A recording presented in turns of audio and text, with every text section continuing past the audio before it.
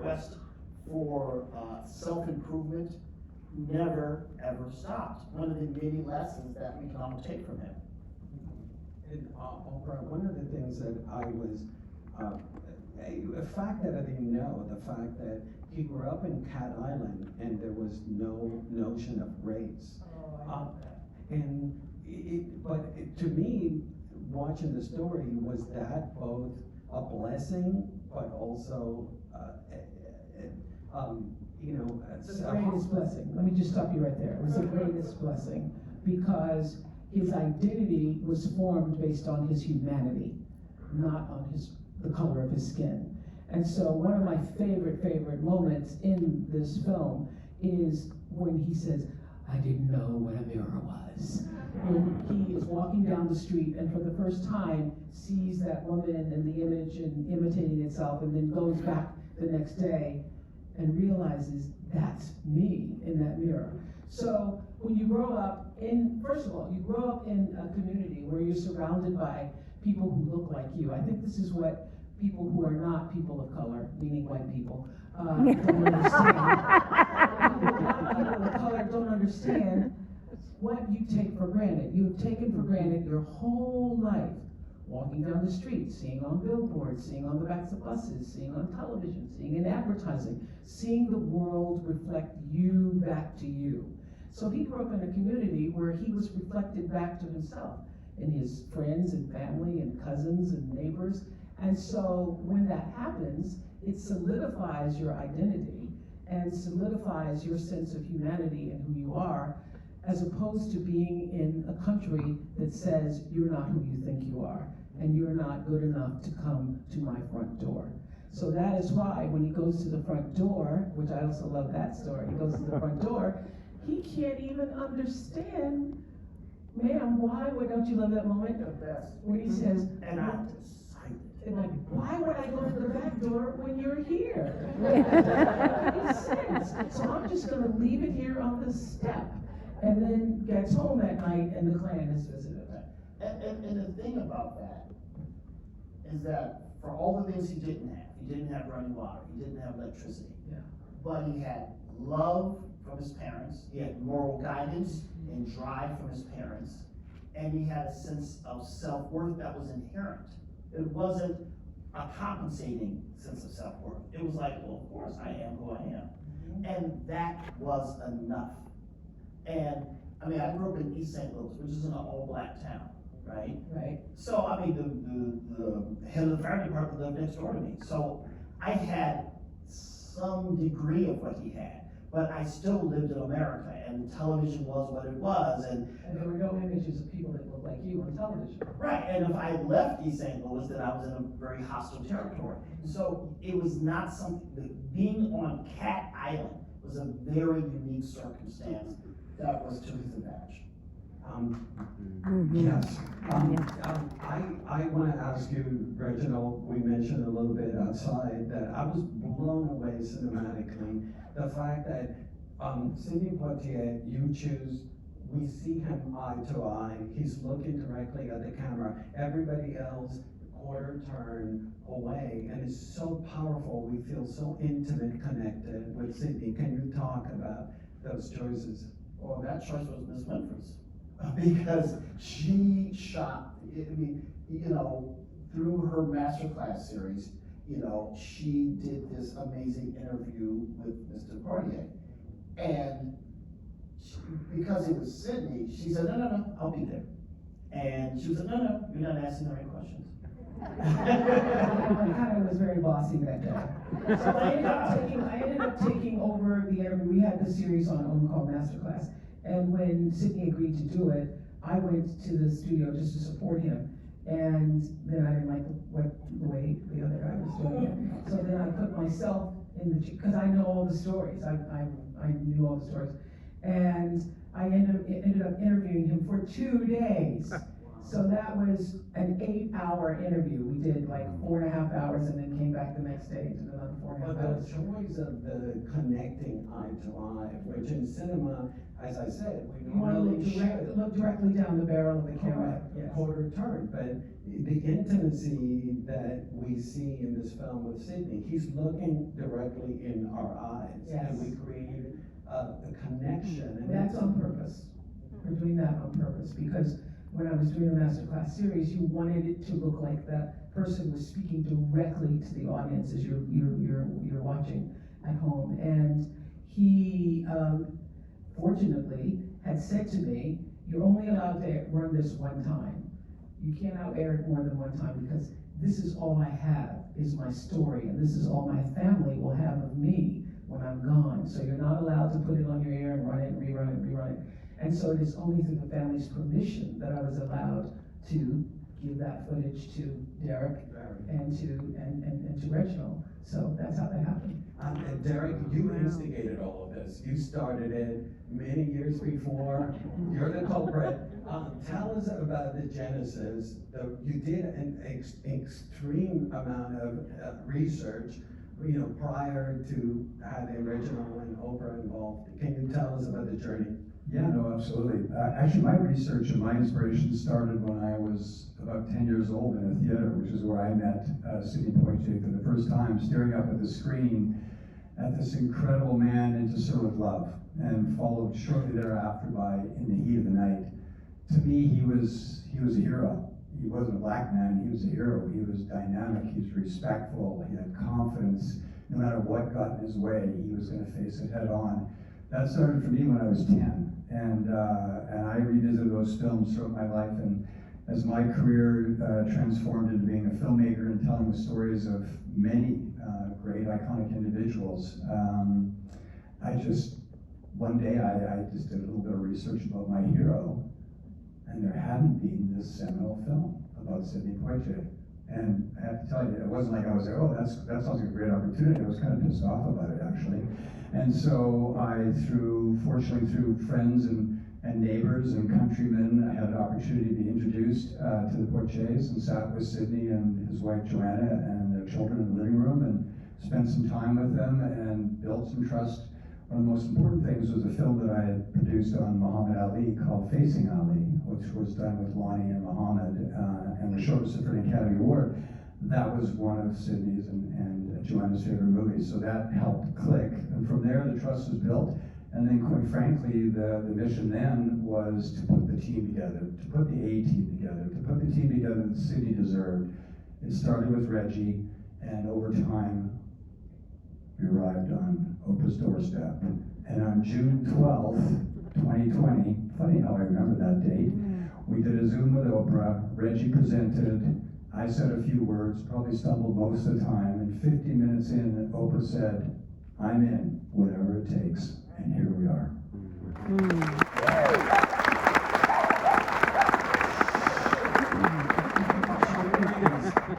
Reginald, I mentioned this outside. I love the fact that we hear his voice, and there's a musicality to Sidney Poitier's voice that you honor. Even the silences are so potent in the documentary. Can you tell us? The silences are everything. And I mean, for me, watching those interviews over and over again, I always just think of Miles Davis, right? Because for Miles Davis, the silences were as important as the notes he played. It's when don't you play? And when he talks about, if I were the sun, and then he pauses, and also my dad. And you just go, ah. And I mean, again, it's the power of his voice, the power of the rhythm and the cadence of what he does. I mean, he uses his instrument impeccably. It's extremely powerful. Oprah, I was so struck by what you said at the end of the documentary. I am part of his legacy. It's so moving, and my point was that you closed the film, and in such a strong note. Was that always planned? No, because I'd seen many cuts where I wasn't closing. But that was a very nice ending. Thank you. But give them the whole quote from Maya. Oh, okay, so, thank you. We're our own little show here. You know? So when I opened my school in South Africa and I come back to Maya's house, because she wasn't able to come to the opening in 2007, and she was sitting at the counter, teaching me to make biscuits. Didn't work so well, but she was saying, watch me now how to make biscuits. And I said, oh Maya, you are, I said, that school is gonna be my greatest legacy. And she said, you have no idea what your legacy is gonna be. And I said, oh no, for sure, it's gonna be those girls in that school, because I'm telling you, it was phenomenal. And so she put the dough down and she turned to me and said, I said, you have no idea what your legacy will be. And I said, yes ma'am. And she said, because your legacy is never one thing. Your legacy is every life you touch. And so that just pierced me, and I realized that is true for me, and it's true for every one of us here in this room. It's every life you have touched and will touch, because every life you touch, you leave a heartprint there. And so Sidney's life, from the time I was 10 years old, that story, and watching him on my linoleum floor and watching him in a theater, I was transformed in that moment. Because if you go back to 1964 and where Black people were in the world in 1964 and seeing the possibility of your life, there wasn't one. My grandmother always thought I was going to grow up and be, as she was, a domestic worker, as my mother was, a domestic worker. They couldn't see beyond that. And the reason I was sitting on the linoleum floor is because my mother was out working, taking care of white people's houses and white people's children, because she couldn't be there with me and her two other children. And so I was left to babysit that night when the Oscars were on. And I saw Sidney Poitier. It was the first time I had seen a Black man, we were called colored at the time, get out of a limousine and nobody was dead. It was just like, whoa, this is unbelievable. And it was so rare at the time to see Black people on TV that whenever there was somebody on, remember when the Supremes were on first, you spent all your time calling everybody, color people on right now. And so I started calling everybody I knew, and then he ends up winning the Academy Award. And I remember in that moment thinking, whoa, this has happened. And if that could happen to him, what could happen to me? So it just opened this door of what could be possible. And when you are given the opportunity to dream of something bigger than the life that's in front of you, that's hope.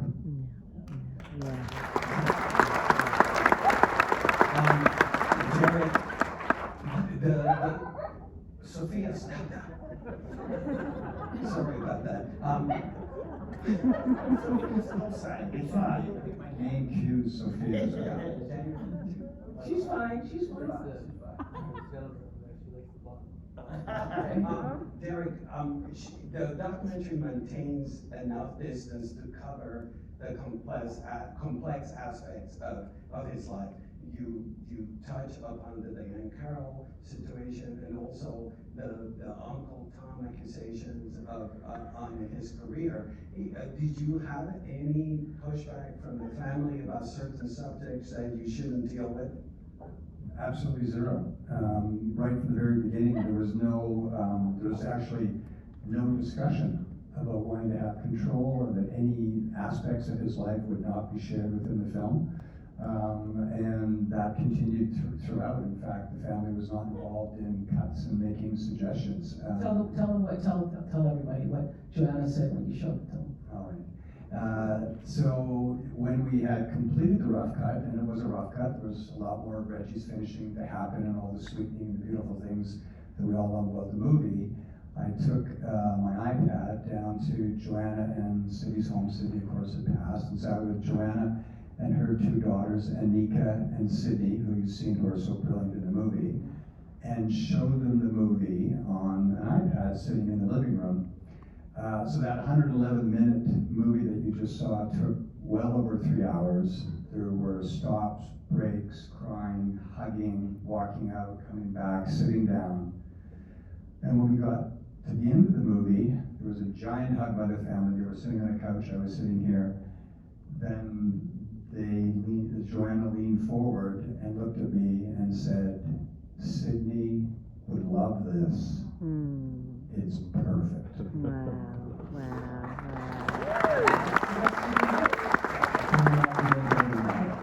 Reginald, one of the things that struck me when I was watching the film is that everybody speaks about Sidney in the present tense. Yes.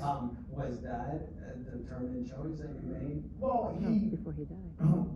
90% of the interviews were done before he passed away. We had been working on the film for years beforehand, which very grateful for many reasons.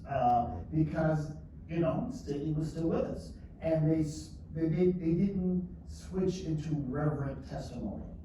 They talked about their friend. They talked about their colleague.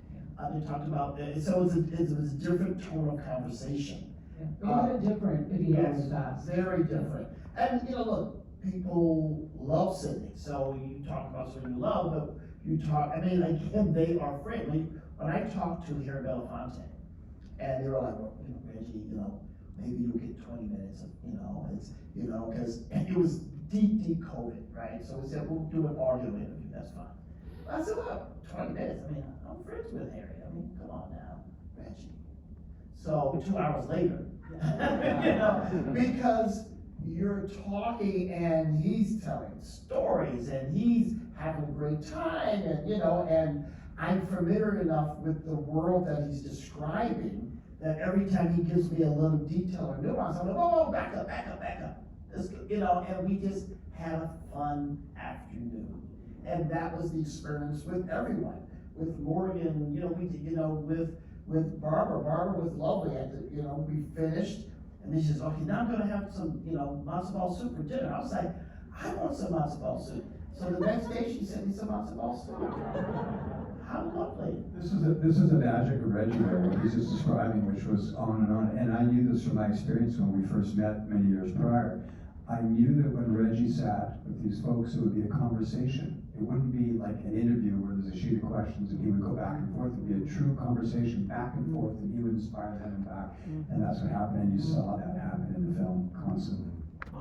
There are so many facts that are new to the people watching the film, and one of them that I was blown away is his directorial. I mean, I was aware that he, of course, did Stir Crazy, but this is a man. Which is still the funniest thing on earth. I mean, I watched it twice this year, just because I'd seen the clip in the film, and go home and watch it. It is the funniest thing. But the thing is that we all know that he knocked the door open to the Denzel Washingtons of the world, but the fact that he also knocked the door open to the Spike Lees, to the Reginald Hudlins of the world, it's just amazing. I mean, this Stir Crazy was $100 million.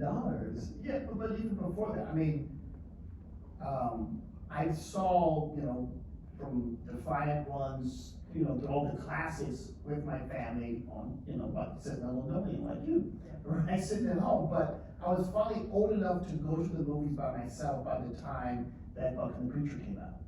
So I took the bus from East St. Louis to St. Louis, went to the Lowell State Theater, and went, and that's where I was all day, because you're not just gonna watch a movie once, you're not getting your money's worth if you only see it one time. So I left, I came in the morning, I left at night, and they had posters, right? Because it was the opening weekend, and I got a Buck and the Preacher poster. And, you know, and it had the credit lock on it, you know, directed by Sidney Poitier. And I was like, he made the movie. He made the movie. And he made a movie that was my kind of movie, foot to ass. Well, he applied foot to ass on people who need a foot in the ass. So later, when Quentin Tarantino said, hey, I want to do a Western, let's do Django Unchained. I said, yes, but we have to put at least as much foot to ass as Sidney Poitier did. Which in itself, he was rectifying the Hollywood wrong that we have not seen African Americans in the Western. Yeah, I mean, it was the first time that there was a serious look at an enormous part of American history. But that is Sidney's life's mission. I mean, when you think about the history of cinema, right, almost from its beginnings, from Birth of a Nation, you have, horrific stereotypical images, right, that depict black people as subhuman, stupid at best and evil at worst. And single-handedly, in movie after movie over the decades, he smashes all those stereotypes single-handedly. He's an extraordinary achievement in itself. Again, all the people you touch. So all over the world, people said, wait, black people are not just human, they're heroic, and they're intelligent, and they're courageous, and they have integrity. Oh, so suddenly, and they can direct movies, so that makes me possible, that makes Oprah possible, that makes Barack Obama possible. He makes it all possible.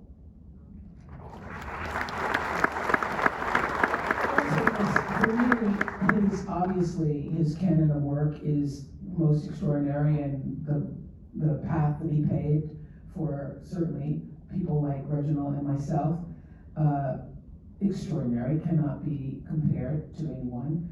But his glowing, transcendent humanity was the thing that attracted me to him. I will tell you, he made me want to be a better person. There was never a time that I ever spent a moment with him, and I think I talk on here about calling him every Sunday. There wasn't a conversation or an encounter that I ever had that I did not come away expanded, more open, with more clarity, with more willingness to be more human myself. And because I literally was able to sit at his feet and not just witness him talk about this, but witness how he treated everybody. If you went out to a restaurant with him, the guy who comes up to pour the water, he's having a conversation about where he's from and if you're married and who your friends are. If he's parking his car, the valet guy, there is not a person he ever encountered that he did not fully see. And so watching somebody do that, watching him be so fully himself, so fully human, made me want to be more of that. I want some of that. I want to be able to make somebody feel the way he makes me feel and everybody else feel when they come into his space. You feel fully seen because he is so fully present, which is the greatest gift you can give to anybody, is your full presence, is to actually be in the room and be there with them in the room when they're there. Because so many people are someplace else. That was his power. That was his power. It's such an eventful life. Derik, was it a challenge to pack everything in? You guys laugh. Why? This could be a 10-part series. Yeah. It wouldn't feel complete, but it would easily be a 10-part. Even though it was 8 hours. Derik, the mic. I'm sorry, I was just going to say it could easily be a 10-part series. I mean, this is the tip of the iceberg of Sidney Poitier, and I really encourage you to look deeper into his life with his books, his audio recordings. There's amazing content out there on this incredible man, this inspiring icon. But gosh, it could have been a 10-part series easily.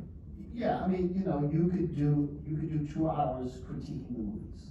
You could do, you could do 2 hours talking about his impact on the world. I mean, any given part of it. But I said, no, let's make 2 hours and let's make hard choices. Let's put on big boy pants and make it about the man. That's why it's called Sidney, right? We're going to take an intimate look at him, and we're going to take him off the pedestal, and we're going to put him alongside of us, not above us. and we're gonna look at him as a human being. But even when you take him off the pedestal, he's still on the pedestal. Well, that's how you know how big he is. Because when you take him off the pedestal. because you just go, oh, you really are a superhero. You really are, when we look at your full humanity, we are nothing but inspired. But even in that harshest moment, which I thought you did so beautifully, when Juanita is saying he wanted an apartment because he wanted to go right and he wanted to get away, but it turned out to be more than that, and then you just fade to black. So you can feel her pain, but also you are inspired by her dignity not to go any further. Because anybody who belongs to that club knows there's a lot to go through, Right. So I thought that was a beautiful choice. And it was because when she said it, it was like a tidal wave of emotion that hit me. No, I know when she said you went, woo, bingo, got that. Right. And then I said, You did the same thing you did when I started crying, and I was like, oh, come, please, stop the camera. You're like, oh, no. Keep rolling. Yeah. But I did ask a follow-up question. That's right, that's good. Because that would be rude. That would be really bad. She said it, and she said what she needed to say. It was no word. Wasn't that classy? Didn't you think that was so classy? So classy. Reginald, each daughter, I was blown away by the fact that each daughter speaks about him completely different from each other. Was that something that you orchestrated, or? That's who they are. I mean, this is what's amazing. He has all these beautiful daughters. They're all intelligent, they're all warm and wonderful. They all have clearly their own unique relationship to their father. They have their own insights to who he is as a man. So as we're talking to each of them, I'm getting a completely different interview. And they could be, the kids that he had with Juanita, it could be the kids he had with Joanna, it doesn't matter. They all have the same wonderful qualities, which makes sense because they are truly of the same family.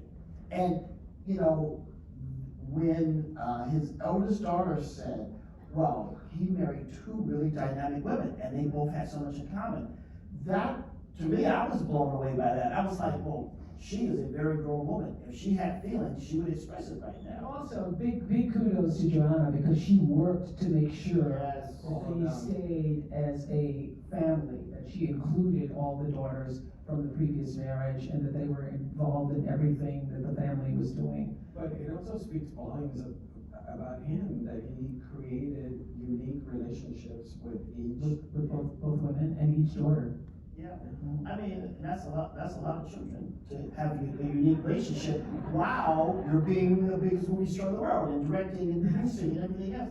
That's a lot. Six is a lot, that's a lot. Six is a lot. Derik, looking back, did Sidney get to see what you guys were building? How much of the film was completed before he passed away? No, he did not get to see any of the film. No, we weren't at that stage. We were still finishing off interviews.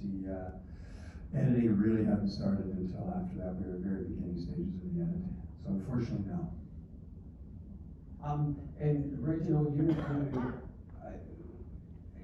I'll never forget seeing In the Heat of the Night and the slap, and him slapping back. And Samuel Jackson speaks about it. Can you tell us about including that into the doc? Well, it's a must. You have to have the slap. I mean, we played with it in different ways. We're like, do we just start with the slap? Do we just this is a movie about cop. Just get over it. But I mean, it is one of the biggest moments in cinema history. Yeah. It is up there with, Judy Garland walking into Oz. It is up there with any moment in any movie, I Am Your Father. You can name them all. That is as important as anything ever made in a movie. And the social impact of that moment may make it number one. Yeah. Because, Dorothy going into Oz was not as socially impactful.